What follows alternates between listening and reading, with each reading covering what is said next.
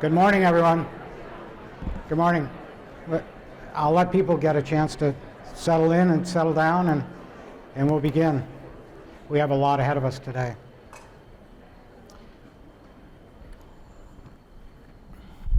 My name is David Marvin, and I serve as the chair of Vermont Housing Conservation Board.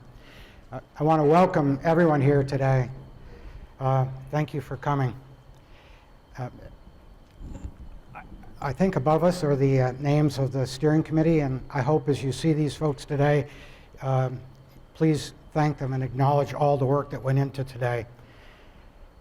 It's going to be a productive day, and now it's up to all of us to make it bear fruit. I was asked to begin the day with a few personal remarks about my connection to conservation.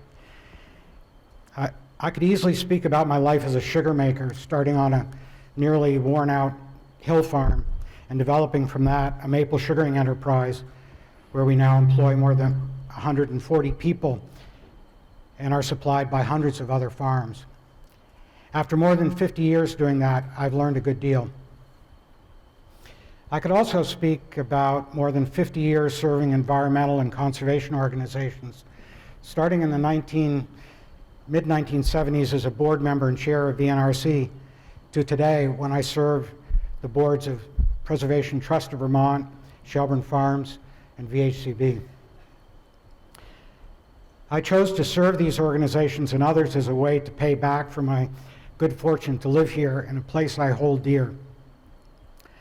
In reality, I've gained more than I've given from the knowledge, the experience, and the wisdom of fellow board members, staff, and many others over the years that I've worked with.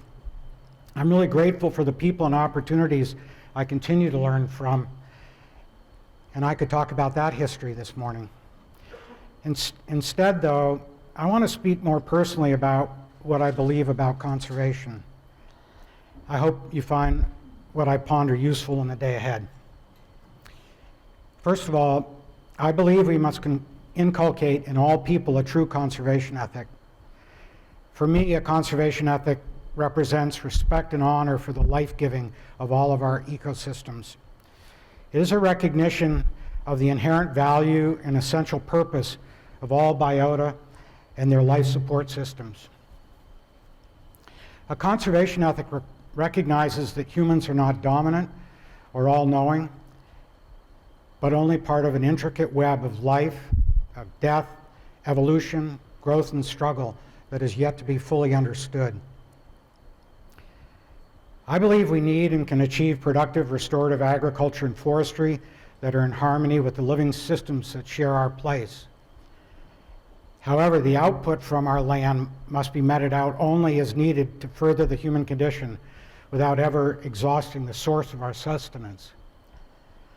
Our human needs, aspirations, survival, and spirit require economic activity and community support of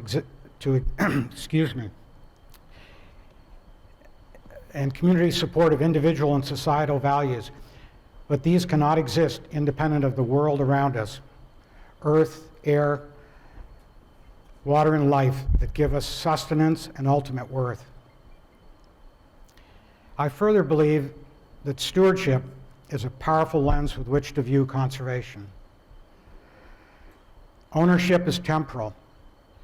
Stewardship, done right, is everlasting. It provides a much more enduring legacy than ownership. When we're gone, our families, our communities, human and biotic, and the land will still be here, richer for what we have stewarded to pass on if we've done our job well. Stewardship extends, of course, to art, cultural, and historic resources that connect our human and spiritual past to an unknown future. There simply are certain resources, certain objects, certain places and elements of life that we may possess for a time, but not with any right to destroy or degrade them. Our ownership really comes with more responsibilities than rights.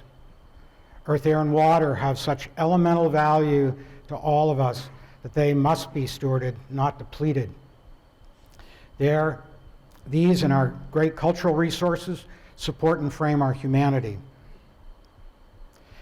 It's right to use what we must to sustain ourselves, but we must be ever thoughtful not to diminish the rights of those who follow us. I also believe we cannot succeed in conservation looking for harmony with nature when we accept so much disharmony among humankind as we do. We have over all human time increasingly successfully and shamefully laid waste to vital landscapes, polluted earth, water, and sky, and demonstrated inhumanity to animals, wild and domestic. Our greatest inhumanity, though, is in human relationships. At its worst, our transgressions and tragic behavior have resulted in enslavement, constant fighting, often over land, I might add,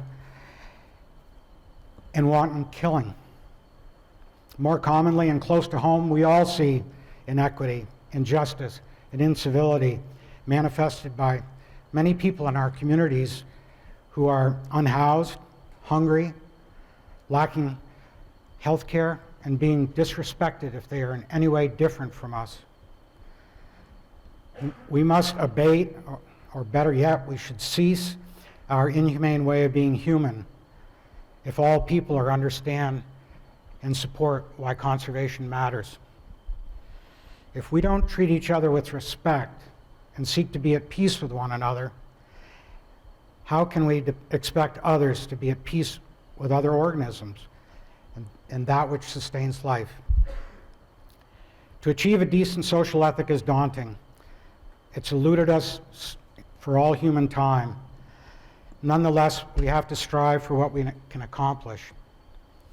That's why at a personal level, I find the work of organizations like VHCB and our dual goals and the mission of Shelburne Farms for Two as so powerful.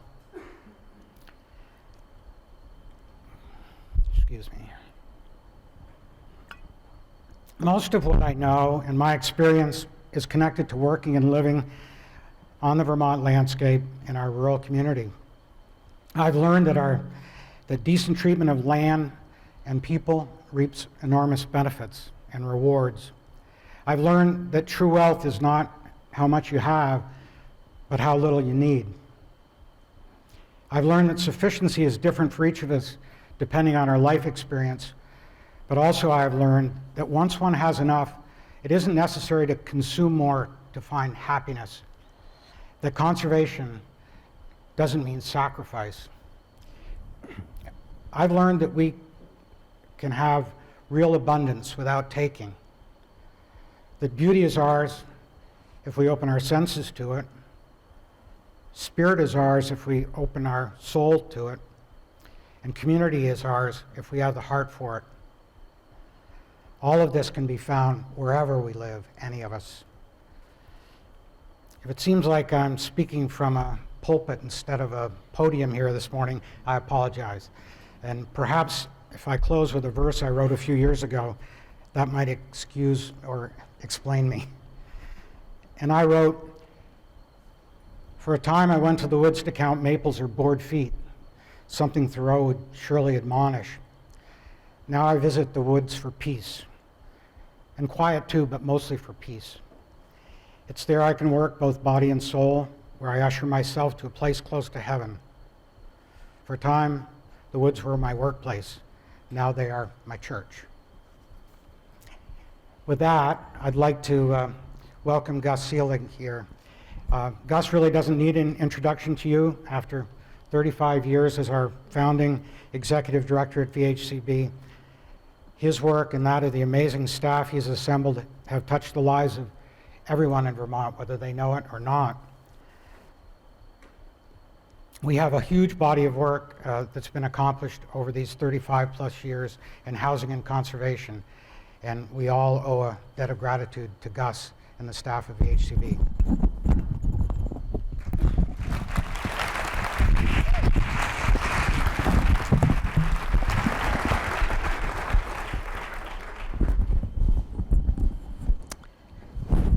How's the sound here? Okay, great. Wow, what a great thing that we are gathering here today in what many of you have heard me refer to as a ongoing conspiracy of goodwill and from my perspective, the most successful ongoing public policy over the last 3 decades that Vermont's taken on. David, thank you so much. I think I am so lucky, our staff, our board are so lucky to have your heart and your leadership in our work. I want to begin today with a couple of acknowledgments. The first, a land acknowledgement. We acknowledge that the place we call, guess I better not lean forward. The place we call Vermont, in which we gather, live, and work, is the traditional and ancestral and unceded territory of the Abenaki and Mohican people. We honor and respect the enduring relationship that exists between our indigenous friends, their land, and the natural world. The Vermont Housing and Conservation Board recognizes the historic and ongoing impacts of colonization, eugenics, and ethnic cleansing on indigenous communities. We commit to fostering respectful relationships, to supporting the preservation and revitalization of indigenous cultures, traditions, and land stewardship practices. We pledge to continue learning from and with our indigenous indigenous partners, friends, colleagues, and organizations to promote a future where their rights and voices are respected and upheld. I also want to provide a land acknowledgement. We need, and David referenced this, we need to recognize and acknowledge that the United States was built using an exploitive and repressive system dependent on the labor of enslaved people who were brought to the U.S. from the African continent. We recognize the contributions of their descendants and the inequitable consequences that continue to this day. We acknowledge all immigrant and indigenous labor. We recognize that our country continues to be supported and built upon by the efforts and work of marginalized folks. And I think we need to note as a conservation community that in much of our work we celebrate folks who own the land, we work with folks who own the land, but we have very little in our practices that actually support and recognize the people who have worked the land and given us the landscape that we love, and we need to figure out how to do more and to do better. A thanks to everybody who is registered for this conference, a thanks to the $100 folks, a thanks especially to the steering committee. Would those of you who've been on the steering committee stand up for a moment? There's a few of you in the room.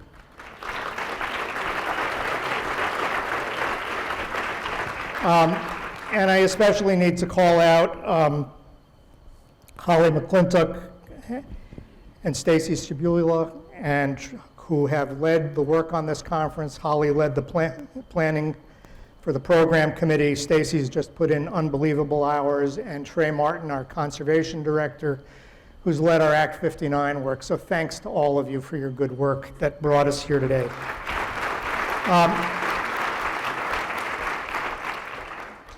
This conference sold out in 4 days, and then we had to negotiate with the Vermont State University so we could provide more meals. And that partially says this was long overdue to have this gathering. It speaks to the excitement that you bring to it, and it speaks also to the work of Act 59, and I don't know that they're here today yet, but they're registered. Representative Sakowitz and Representative, probably soon to be Senator Bongartz, are going to join us, and we'll have a discussion this afternoon about Act 59. I do want to acknowledge our sponsors and the Clemens Family Farm, USDA, the Vermont Community Foundation, A&R, the Linnelac Foundation, Farm Credit East is here, the Vermont Biodiversity Alliance, and the Nature Conservancy were among all of these folks who provided the dollars that put this event together. So thank you to all of them. A few housekeeping items for me and for all of us. There will be lunch in 2 places. And if you have dietary restrictions, you want to go to the Morey Residence Dining Hall. There are complimentary seed packets. If you missed it when you came in, they're available. There are some sessions that have been canceled or combined. So C1 and D8 and Indigenous Spirit and Pathways to Connect are canceled today, as is D4, which is a housing session. 2 sessions are merged, and those are C3 and C8, and that's When Rivers Move is now part of Land Conservation and Climate Mitigation Nexus. We originally, in the conference announcement, said there'd be a book signing, but we want to give our keynote speaker more time, and so her books are available. It is this book. I think you'll enjoy her remarks and her insights on our work. I've read most of the book now, and there is a lot for all of us to learn and contemplate in it. So I think that, unless somebody from the organizing committee wants to tell me I've missed a housekeeping detail, I have a few other thoughts I want to share with you before we get to our keynote. And after 3 decades in this work, I find sometimes that I'm a historian thinking about where we started from as a jumping off point for those of you who are really just interested in where do we go from here. But conservation is work that is ongoing, that takes a long time sometimes. The parcel you see above me, Governor Cunin wanted to buy in 1988, thought she had a deal, it fell through, a New Jersey couple purchased it. She was actually hopping mad about it, wanted it to be state land, but 30-some years later, a working forest easement was negotiated on 2,600 acres that you see there, that includes the ability to walk over 5 peaks on a public trail, lots of water protections, all of one pond, half of another, lots of high elevation streams. So, and at less cost than it would have been for us to buy it back in 1988. So they've been great stewards, and they'll be great partners long into the future. Here's our statutory purposes, and VHCB stands at the crossroads of land use. We are an organization that is about conservation and about housing and about how we make those things work together all the time. And we're asked to do it not just as a matter of its purposes, but of economic vitality and quality of life. We sometimes have great dual goal projects, but mostly communities like the pictures you see here reflect how a community uses all of our work in its downtowns to protect its wetlands, and just 10 minutes out of downtown Bennington, an extraordinary forest that people get to ski across. Here's the big numbers of what all of you in this room have contributed to over 3 decades, and if any of our founders had thought we would someday have made an investment of $2.5 billion, somebody would have asked them back when it was illegal what they'd been smoking. But you've done that, all of you. There's a lot of people in the room who've contributed to that big number. 460,000 acres is not to be sneezed at. There's been a lot of private conservation that we haven't been involved in. But what Act 59 asks of us is to conserve another 200,000 acres just in the next 5 years. A tall order that's going to require all of us figuring out how to work together, how to convince policymakers that it's worth the investment. The work began before the board even had a staff, when the common loon was endangered, and that was what provoked conservation at Newark Pond by the Nature Conservancy. If you love birds and you haven't been to the West Rutland Marsh, you need to get there. There's long stories about each of these slides.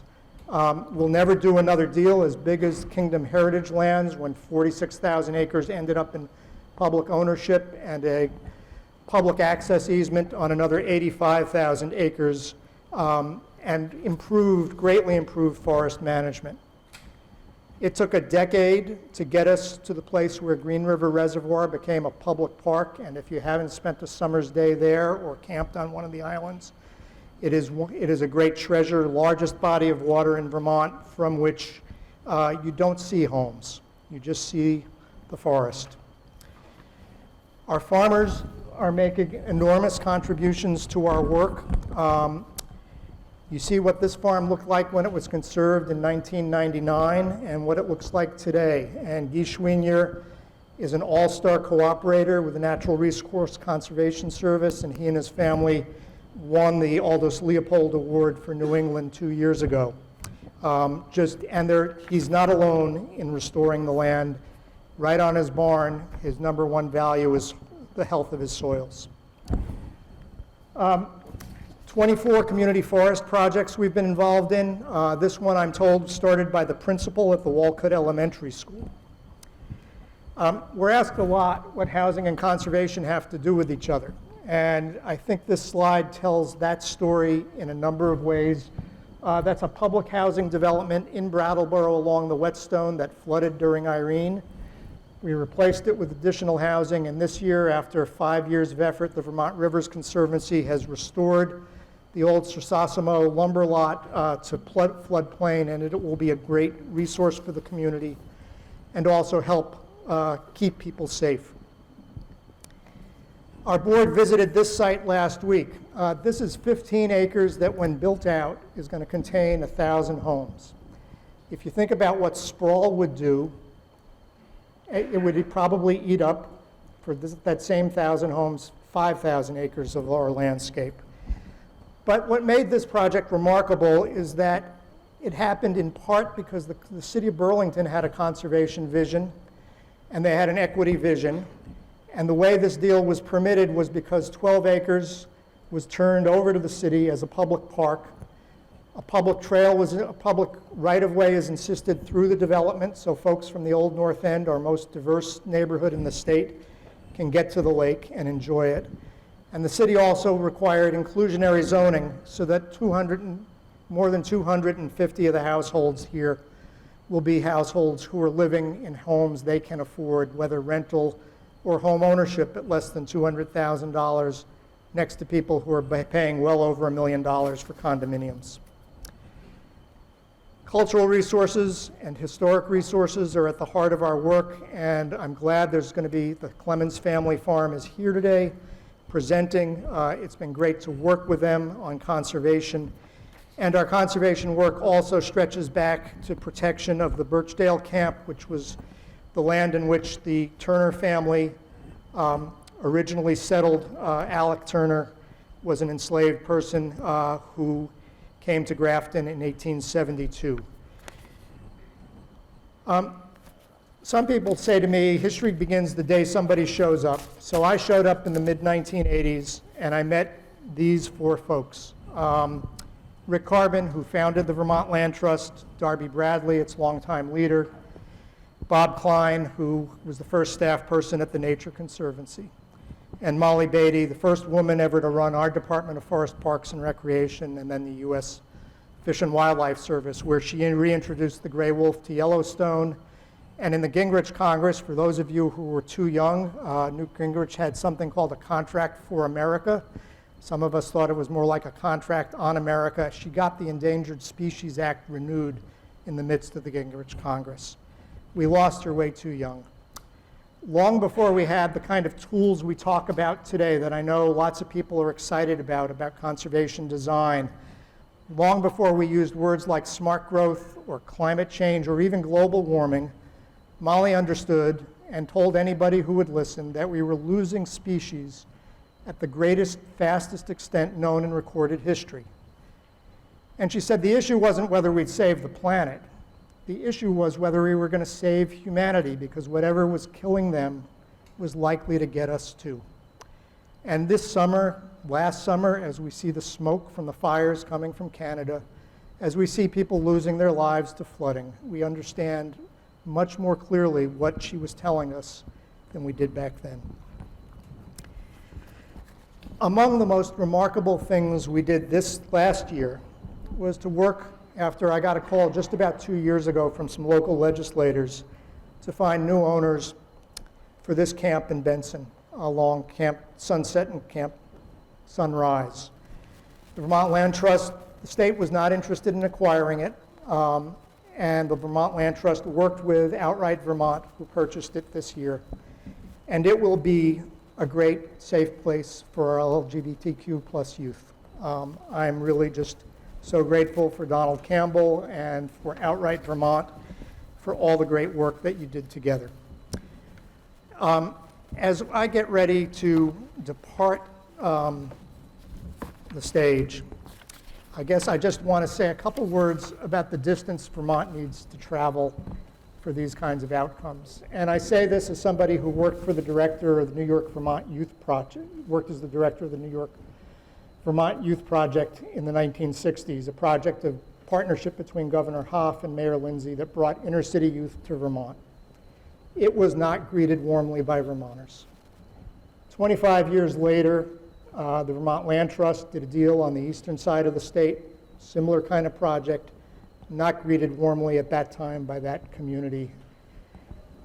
Anybody just looks at the experience Representative Kaya Morris had, we know we have a long way to go, a long way to go. And so I think it challenges all of us as a conservation community to think about how we can do more, how we can do better, how we can work more deeply together, how we understand the legacies that have been given to us, both good in terms of our landscape and bad in terms of the social fabric that this country's been torn apart upon over the last hundreds of years and continues to be to this day. So I hope as we move forward with a spirit of goodwill.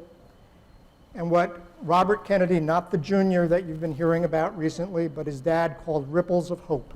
And I hope everyone in this room can advance those ripples of hope in your work. And with that, I want to introduce our keynoter, Dr. Carolyn Finney, PhD, is a storyteller, author, and a cultural geographer who is deeply interested in issues related to identity, difference, creativity, and resilience. She's grounded in both artistic and intellectual ways of knowing. She's pursued an acting career for 11 years. She's backpacked around the world before returning to complete 3 degrees. She's passionate about interrogating our past and dreaming a future that is liberatory, just, and green. Along with speaking here today, she speaks nationally and internationally. Writing, media engagements, and consulting is part of what she does. She served. What I do. Yay! Come on up.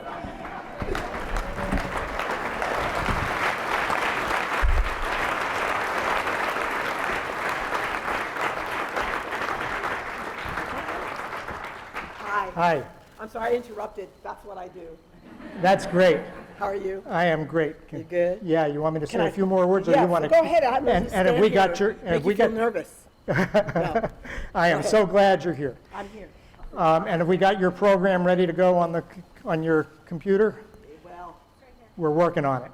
we're working on it. Okay. We're always working on it. Okay, so we need a minute to make sure that works. Along with all of that work, she has served on the National Parks Advisory Board, is the author of numerous publications, most notably the book I just showed you and will be for sale later, Black Faces, White Spaces, Reimagining the Relationship Between African Americans and the Great Outdoors. She's been a Fulbright Scholar, a Canon National Park Science Scholar, has received 2 Mellon Fellowships, including a residency at the New York Botanical Gardens.